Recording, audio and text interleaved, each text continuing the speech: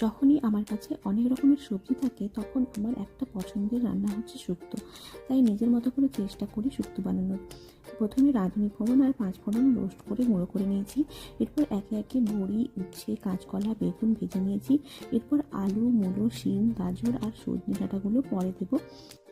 এরপর তেলে পাঁচ ফোড়ন, তেজপাতা আর শুকনো লঙ্কার ফোড়ন দিয়ে তাতে আদা কাঁচা লঙ্কার পেস্ট দিয়ে ভালো করে রান্না করে একে একে কাঁচা সবজিগুলো ভালো করে দিয়ে রান্না করে নেব।